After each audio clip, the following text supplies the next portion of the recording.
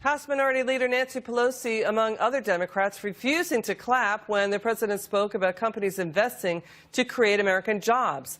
This as Democrat women wore white in solidarity. It's basically talking about solidarity with women's issues.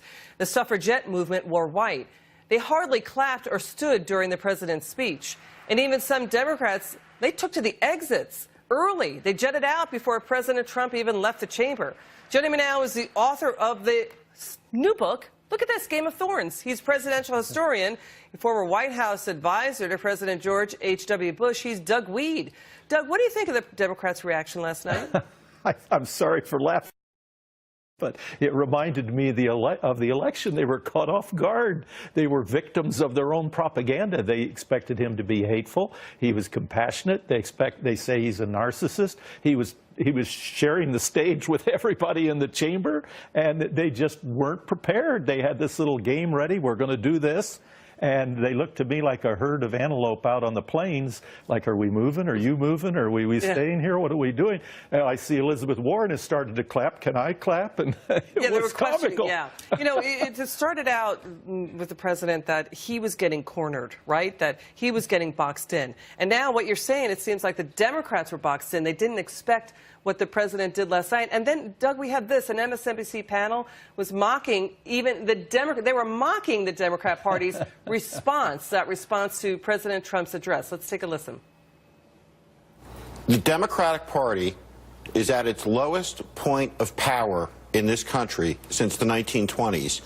And the Democratic response was made by a 72-year-old retired two-term governor from Kentucky, not by Kamala Harris, not by Kristen Gillibrand, not by the Castro brothers, not by anyone who has a future in the actual Democratic Party.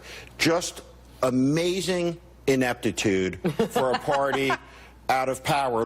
That was Rachel Maddow agreeing and laughing that the Democrat response to the speech was incompetent and inept. Yes, but the opposition, as Trump keeps saying, is the mainstream media, not the Democrats. And I noticed this week there was a big story about Trump's children, and they were attacking the fact that the U.S. government is having to pay for the security of Trump's children. Well, I traveled with presidential children in different parts of the world. What do they want? This is a major network. They want them dead. They want them no protection. And they don't in their article that Donald Trump doesn't take a salary, that he's the only president in American history who doesn't take a salary. Well, John F. Kennedy took $1, right? I think. Is that right? Yeah, and then there are a number of other cabinet members not taking a salary. That's true. Right? So that's true. They're called billionaires, but they're not taking. But you'd a salary. think they would have mentioned it in the story when they're attacking him because his children have Secret Service protection. That's a great point. And you know, last night Rachel Maddow again got it wrong.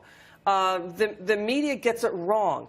Rachel Maddow said last night that most of the time when the president was talking about immigrants, he spent a lot of his time with the cruel, vicious attack on immigrants. Now the president and the administration is talking about illegal immigrants, particularly criminal. Absolutely. Right? And you're going to cover that with this guest you have coming. I saw him this morning. Yeah, but when will the media get it right about that? Oh, look, I'll tell you, I think what's behind this is economic. It usually is. What do you mean? Specifically China.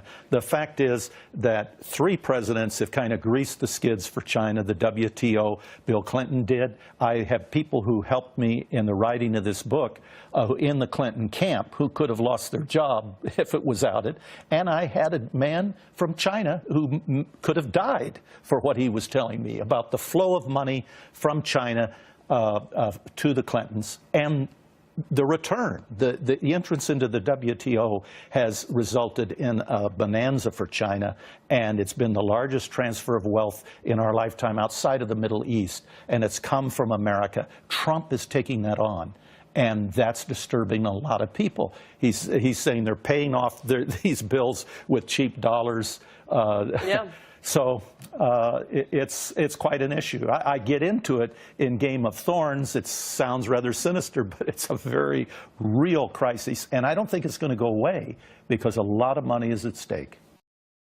All right, Doug Wead, thank you so much. The book is called Game of Thorns. Here it is. You can see it on your screen. It just came out. Go get it. Looks terrific, Doug. Thank you so much for your time. Thanks for coming on the show.